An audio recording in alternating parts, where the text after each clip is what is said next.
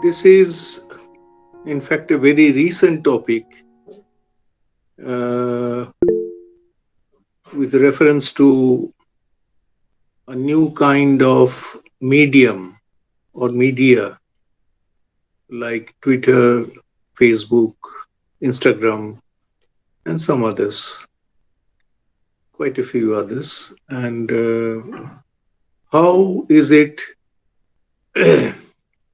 the culmination of what we call mass society? Now, mass society came to India, uh, started coming to India in 1975. And because of the TV, it was in, and there was a spread of mass knowledge. And with two Marxist governments in India, Kerala and West Bengal, we had a spread of mass knowledge all over India, and because of the different channels, and it increased from TV, it passed on to computer, then different mobiles, WhatsApp, etc. Now, uh, what happened as I read a book called Taxonomy of Concepts in Communication.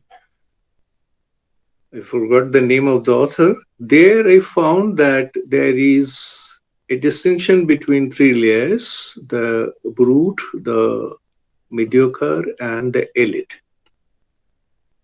Now, like if I will give some political references also, with your permission. In the 70s, the brutes were behind the. Okay, sir. Hello, can you hear me? Yes, sir. Hello, can you hear me? Yes, sir. Yes, So sir. this You are audible, sir. uh, there was a brute. That means the very violent people who were incapable of receiving any kind of light, and they were behind the political leaders. Now, as time passed by, this brute grew into the mediocrity, and they started quoting Rabindranath Tagore, and they became the leaders. Now, the criminals were uh, in the background in the 70s, but from the 80s onwards, the criminals became the leaders, not the second benches. Now, this is how mass society was evolving in India, and then among these three, the elite used to be very aloof in the past. Elitism, we meant by elitism someone who is uh, like the actor Dilip Kumar, who used to be aloof from others. He created his own kingdom alone, without mixing much with the mediocrity, because he was really a great actor. Now, the concept of elitism is to be reinterpreted in the line of Sri Aurobindo today, because in the past we thought, and it was true to some extent, that a kind of aloofness, a kind of withdrawal from all kinds of power, and to stay apart and to do one's work alone, uh, with a separate piece, to borrow Hemingway's phrase. Now, this, in the context of Sri Aurobindo's age, because it is Sri Aurobindo's age, with integral knowledge creeping in from all sides, and it's a new concept of elitism when the elite is both involved and aloof. That is what Sri Aurobindo means by elitism, by the best individuals. The individual will be very much committed and at the same time aloof. Because without a kind of aloofness and withdrawal, a kind of silence, you cannot create anything great. And this is where it is very difficult today because you cannot afford to be totally aloof, and you cannot, and when you try to involve, you get so involved that you lose your integrity. Now, the supremacy of the print media was there till 2009, 2010 at the latest. And many of us were pining for getting a chance in writing on the national dailies, columns, as Shishir Kumar Ghosh used to write. Times of India used to give him a full page, and Statesman used to give him a half page. And he was a national celebrity in the 70s. Now, naturally, we all aspired for that.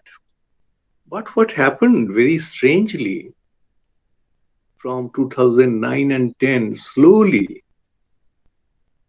the screen became too important. And uh, the focus is not on the print, but on the screen. And people don't have time to read the print. Let me go back a bit to the past when mass society started. Hannah Arendt, in his famous essay, Culture and Society, Society and Culture, had said that mass society wants entertainment, not culture. And it is true. But this mass knowledge, according to Sri Aurobindo, is needed.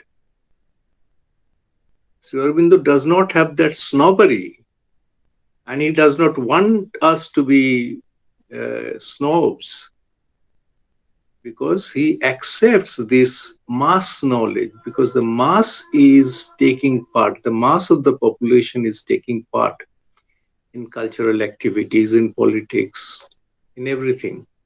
And but Hannah Arendt was extremely critical, and he said that all the classical texts are being distorted by films, etc. Of course, I can't always appreciate films in the post 90s or post 80s, even. Not all. I exclude Sam Benegal, Girish Karnad, and others. But that class which Satyajit Ray had, which Sam Benegal had, which Girish Karnad had, that class is not there in the films of, say, Srijit Mukherjee, the most popular in Bengal.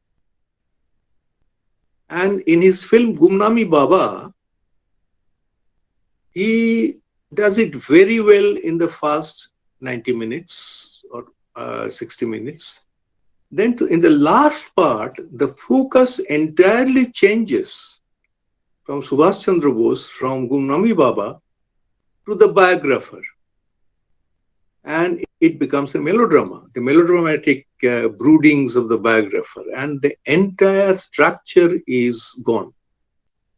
Something is lacking in the consciousness of today's filmmakers. Like, even if you think of the popular Bollywood movies of the late 70s, the death scene in Muqaddar Ke Sikandar, I have rarely seen such a Shakespearean scene in Indian films. The death scene in Muqaddar Ke Sikandar is an immediate memory of the death of Hamlet. Absent thee from felicity a while, and in this hearse world draw thy breath in pain. Because Hamlet was disgusted with the world. And if you think of Sikandar pining for his Memsahib, Sikandar has no meaning in life without Memsahib. And he is disgusted with the world. He wants to quit. And what an acting. The perception of the hero, the villain, when Amjad Khan says, uh, Hi Allah, I have killed the Ashik. So, this is the perception which you had in a time when Shotuid Rai was leaving, when Mrinal Sen was there around, when Sham Benegal was there around. So even in the popular films, you will see that class of consciousness, a deeper perception of life, which the Western critic roughly says spiritual, though it is a deeper word. They anything that is deep they call psychic or spiritual, but they have different planes in the Upanishads. Now, this is the consciousness which is slowly sinking in the modern age and in the music too. There is a massive degeneration in music, and because of the computerized music, you don't play the violin, you don't play the esraj, you don't play the esraj, you don't play the sitar like Naushad played. I can tell you if a sitar is playing that it is from Naushad or Naushad's team. This is and Naushad and Roshan, Madan Mohan, and Ghulam Muhammad and Hemant Kumar. They created the mass taste, because I have seen in my boyhood, my barber was singing songs from Ganga Jamuna and Mere Mehboob and Kohinoor. And they were, and the poet Shakil Badayuni, for instance, there is hardly any poet of Shakil Badayuni standard in any poetry written in India. Shakil Badayuni is unparalleled in his little life. He lived only 53 years. But what he wrote is still to be explored. He was a romantic. And when we speak of somebody as romantic, we speak in a derogatory sense. That, well, Gulzar is very intellectual, and your who was Amrita Pritam's friend, Sahil Ludhianvi. So they were intellectuals, they wrote well, but Shakil Badani had the sense which is beyond the capacity of any of these Hindi or Indian poets writing in English. He was born in the village of Badaun, which was famous for the Sufi saints. And you can't imagine the lines he wrote in Kohinoor in a holy song and also in Mahal. Uh, he's speaking against adultery, and he says, "Nain mein koi aaye na duja," and in a in perhaps the best holy song in Bollywood music, but nobody knows it. पिचकारियों में रंग भरा प्यार है उस रंग में जीवन रंग लो. And this sums up the entire spirit of the Vaishnava Padavali. Now, these were the men with a consciousness, because media was not there. Because people read, people could meditate, people could be indrawn, withdrawn.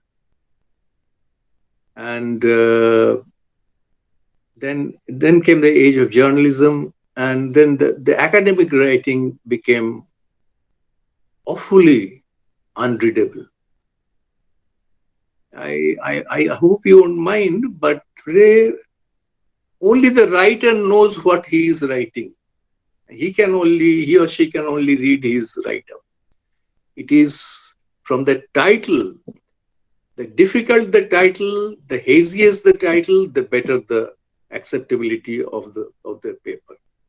This is because you want to hide your knowledge with jargons. But think of the greatest writers, Ruskin Bond, for instance, and Ernest Hemingway. They are absolutely, and they are jealous of Ruskin Bond because at age 86, Bond is creating star all over the world. And people are focusing on a writer who was thought of as just a writer for children. But there are very deep layers in Bond's consciousness which need to be explored. Now, coming to the issue of academic writing and journalistic writing, uh, the academicians always, even in our days in the 70s when we were students, the academicians were always abusing the journalists. They don't write, they are flashy. But the thing is, you can be academic, you can be scholarly, and at the same time, you can be readable. Now, this is the one thing which leads to the age of Facebook, Twitter, and Instagram. Now, criticism is not possible today because I won't criticize Onkar Nath's piece. He's my friend. Onkar Nath won't criticize my piece because I am his friend. This was not there in the past because people were aloof, disinterested, as to borrow the word of Matthew Arnold, and Niskama, to borrow the word of Sri Aurobindo from his writings on Vyasa. He said Vyasa's work is singularly disinterested, Niskama.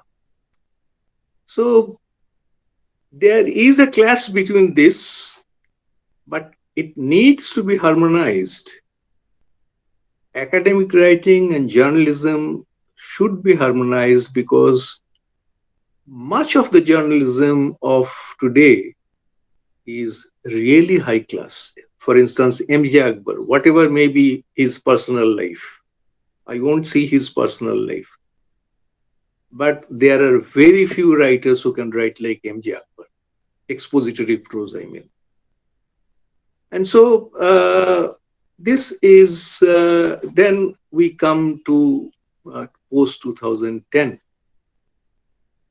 and we have, uh, surprisingly, people are not reading the newspapers. And it's a pity. Shobhade is regularly posting on Instagram. Nobody is opening Times of India, very few. Only the very attentive people who have no work, the retired, even the retired people are too busy, like me today. We don't have time to open Times of India. But Shobhade is desperate. And some others, I just forgot the names. I find their writings regularly. The screenshots are being posted on Facebook, on Instagram, sometimes on Twitter. Now, in Facebook, uh, it is perhaps the best for the writer. Why? Why not Twitter? Because in Twitter, you can address a larger audience, you think.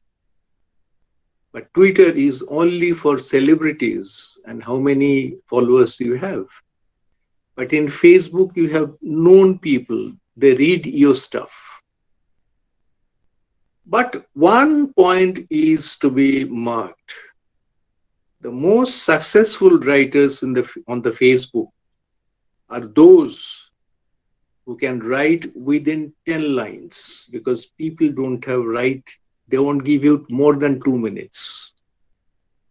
So you have to be brief, you have to be perceptive, you have to be poetic, you have to be logical. And in Facebook, you can't go beyond 8 or 10 lines. And if you write flat, dull prose, they won't read even your 6 lines. So you have to catch there, as you know. And people in Facebook, like for instance, I may give my own example. I was a nobody before I came to Facebook in 2015. Nobody knew me that I have done some work.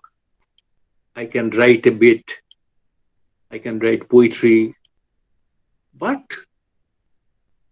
because of that technique of being precise, poetic, and attractive at the same time, all these things together, and your friends, your students around, you have a small audience where you can communicate. Sometimes you don't know, you have a large audience who are like CCTV camera. They are having a close watch on your write-ups. So Facebook is the most effective for the writers today, and the writers, many writers, at least I know 6 or 7 writers, are quite famous through Facebook in Bengal, because I can speak of Bengal, but I can also know of Ravichandra Chitampalli of Mysore University. He retired a few years back. And very few people know that Ravichandra Chitampalli is unparalleled as a poet writing in Indian English literature. But he hasn't put anything into print. Only through Facebook, people have known that this Ravi Chitampalli is unapproachably best as a poet. Even the greats of yesteryears, this is, you can try, you can verify my words. Ravichandra Chitambali, every morning from Malaysia, he moves between Malaysia and Mysore because his wife is in Malaysia. Every morning, about 3, 4 a.m., he posts a new poem. And you will be surprised the quality, the richness, the sensitivity. And you wonder, I keep speaking to him, put something in print, at least that will be permanent. Someday the print will come back.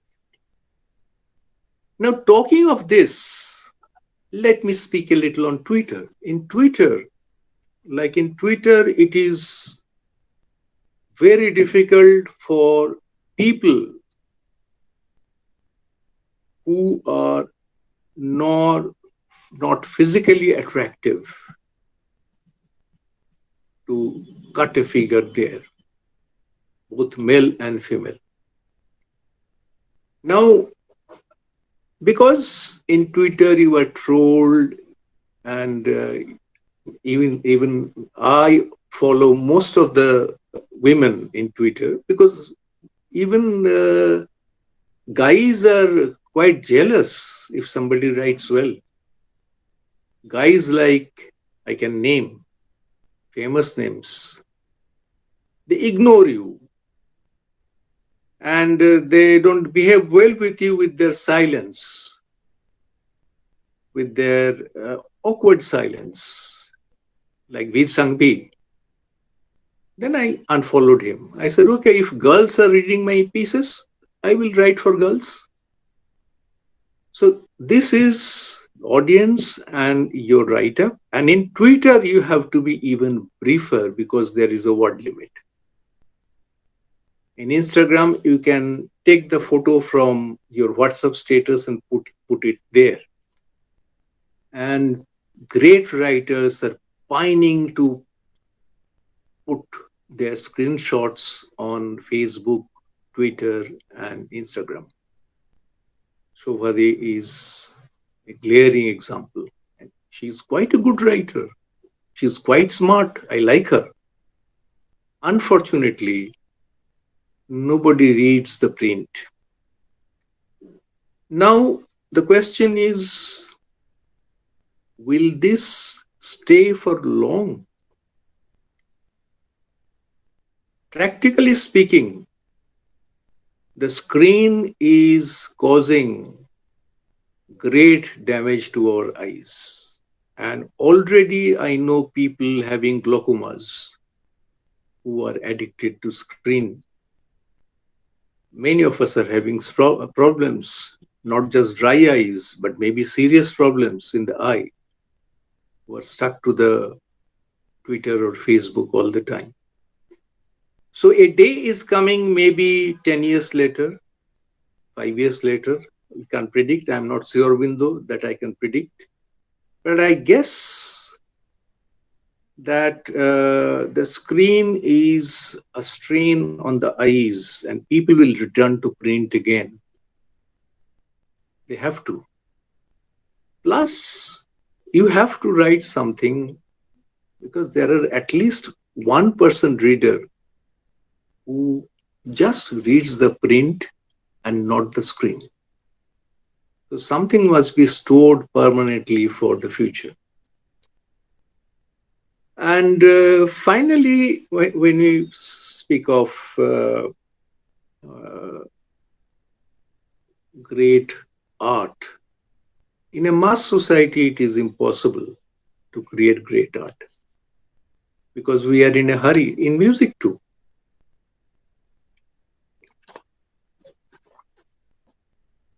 If you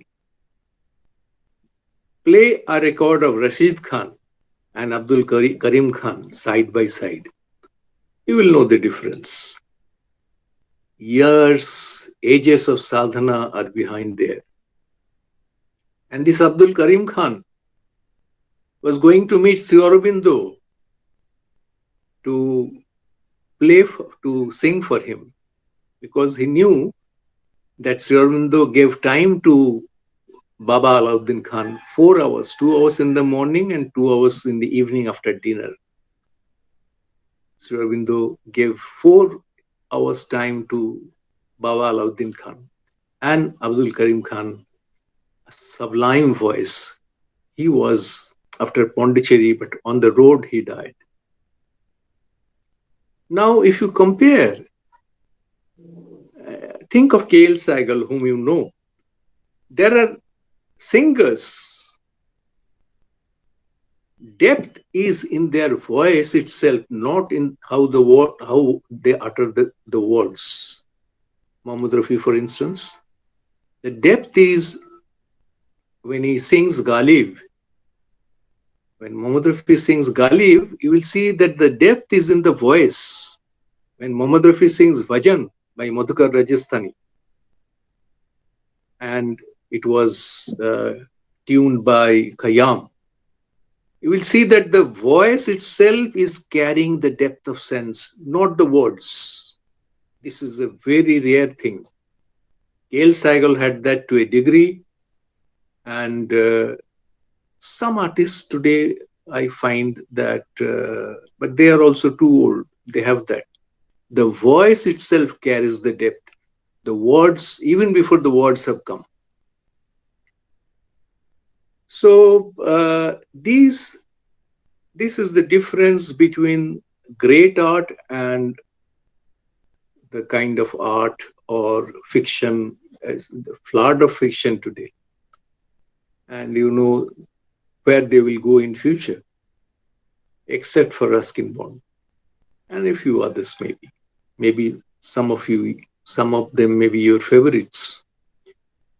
But to write great poetry, to write a great poetic novel, to write anything, because any literary piece is excelled by the structure of poetry inside it. Any literary piece, Virginia Woolf, for instance, it is poetry. It is only prose by courtesy. Waves to the lighthouse, only prose by courtesy. she's writing poetry. And so you have to be withdrawn, silent, stepping back from, and hurried, this hurried gesture, अभी करना है, कल नहीं आएगा, there is no tomorrow. This sense of urgency, because he has to perform, he has to submit an article, the deadline is gone. So the greatest of art is in silence. And that silence and that sense of at least 1% silence will help. Not, it doesn't require the silence of Sri Aurobindo or Krishnamurti. Even if it is 2% silence, it will give a status to our work. So this is how social media, print media, and mass culture are related today. And we have to think what to do from now. We are using the Facebook. I am using the Facebook for my own use, to communicate my ideas, and also to, you may say, show off my writing skill, and my skill of making precise. And but still, the readership is so that you have to tell them, see that I have written as precise. Such is the audience today. You have to tell them aloud, come, Suprabhat, see. I tell my students, Suprabhat, please see the piece. But there was a time when you didn't have to call your audience, and today we are begging for audience. Still, the screen is dominating, and I think it will be dominating for another few years till glaucoma becomes an epidemic. Thank you.